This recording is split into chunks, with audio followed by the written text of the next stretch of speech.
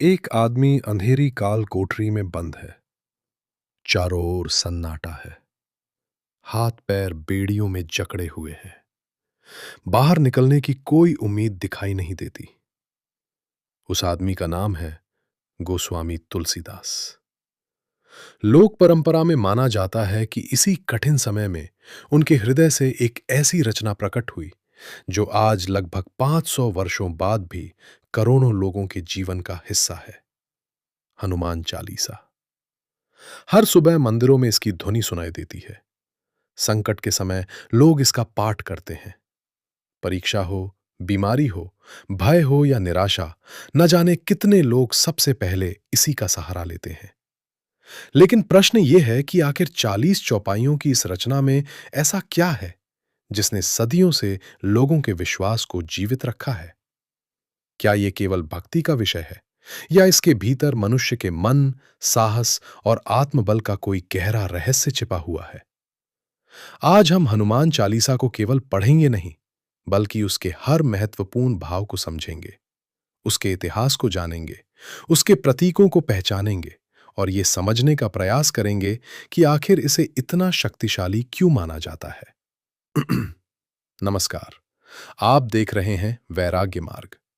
यहां हम भारतीय अध्यात्म को केवल श्रद्धा की दृष्टि से नहीं, बल्कि समझ और चिंतन की दृष्टि से भी देखते हैं। आज की यात्रा हमें तुलसीदास, हनुमान, रामायण और मनुष्य के भीतर छिपी उस शक्ति तक ले जाएगी जिसकी ओर हनुमान चालीसा बार बार संकेत करती है। गोस्वामी तुलसीदास भारतीय भक्ति परंपरा के सबसे महान कवियों में गिने जाते हैं।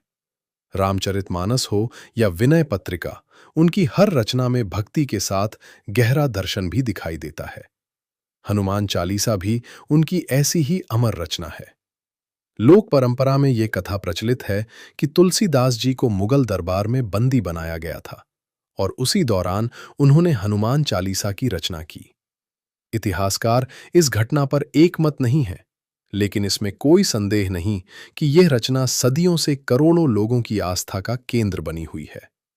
अब प्रश्न ये उठता है कि तुलसीदास ने भगवान राम की स्तुति करने के बजाय उनके सबसे बड़े भक्त हनुमान को इस रचना का केंद्र क्यों बनाया? इसका उत्तर स्वयं रामायण में मिलता है। रामायण में हनुमान केवल एक पराक्रमी योद्धा नहीं है, वे शक्ति हैं, लेकिन शक्ति के साथ विनम्रता भी है। वे बुद्धि हैं, लेकिन बुद्धि के साथ सेवा भी है। वे साहस है, लेकिन साहस के साथ समर्पण भी है। समुद्र लांघना हो, लंका में प्रवेश करना हो, माता सीता को ढूंढना हो या संजीवनी लानी हो, हर कार्य के पीछे एक ही भावना दिखाई देती है, राम का कार्य। तुलसीदास इसी भाव को पूरी हनुमान चालीसा की आत्मा बना देते हैं। हनुमान चालीसा की शुरुआत सीधे हनुमान जी से नहीं होती। सबसे पहले गुरु की वंदना आती है। श्री गुरु चरण सरोज रज, निज मन मुकुर सुधार। भारतीय दर्शन में गुरु केवल शिक्षा देने वाला व्यक्ति नहीं होता।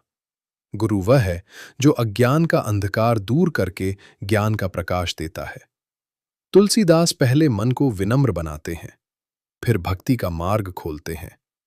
यही कारण है कि पूरी चालीसा की नींव शक्ति पर नहीं, विनम्रता पर रखी गई है। अब अगली पंक्ति पर ध्यान दीजिए। बुद्धिहीन तनु जानिके। इतने महान कवि स्वयं को बुद्धिहीन क्यों कहते हैं? ये आत्महीनता नहीं है, ये अहंकार का त्याग है।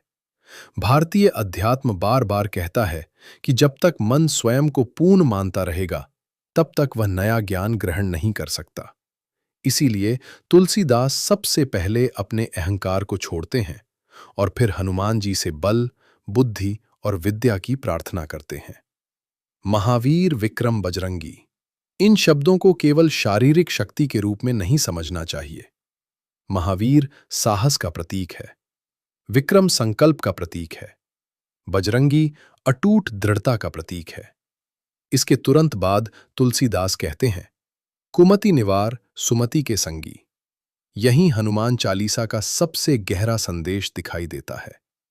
मनुष्य का सबसे बड़ा संघर्ष बाहर नहीं, अपने भीतर होता है। डर, क्रोध, लोभ, मोह और नकारात्मक विचार ही उसके वास्तविक शत्रु हैं। हनुमान उन सभी पर विजय पाने की प्रेरणा बनते हैं। तुलसीदास हनुमान जी को सबसे पहले रामदूत कहते हैं। उनकी सबसे बड़ी पहचान उनका बल नहीं है, उनकी सबसे बड़ी पहचान उनकी सेवा है। उनकी सारी शक्ति भगवान राम के कार्य के लिए समर्पित है। इसीलिए हनुमान कभी अपने पराक्रम का प्रदर्शन नहीं करते। उनके प्रत्येक कार्य के पीछे केवल कर्तव्य और समर्पण दिखाई देता है। यही कारण है कि उन्हें भक्ति और शक्ति का सबसे सुंदर संगम माना जाता है। हनुमान चालीसा में बार बार संकट मोचन शब्द आता है। अधिकांश लोग इसे केवल चमत्कार के रूप में समझते हैं, लेकिन इसका एक गहरा आध्यात्मिक अर्थ भी है। जब मन भय से भर जाता है, तब वो सही निर्णय नहीं ले पाता। श्रद्धा, प्रार्थना और एकाग्रता मन को स्थिर करती है। स्थिर मन कठिन परिस्थितियों में भी साहस के साथ निर्णय ले सकता है। इसीलिए भक्तों का विश्वास है कि हनुमान चालीसा संकट के समय मन को शक्ति प्रदान करती है। तुलसीदास केवल बल की याचना नहीं करते, वे बुद्धि भी मांगते हैं, विद्या भी मांगते हैं, क्योंकि केवल बल पर्याप्त नहीं है।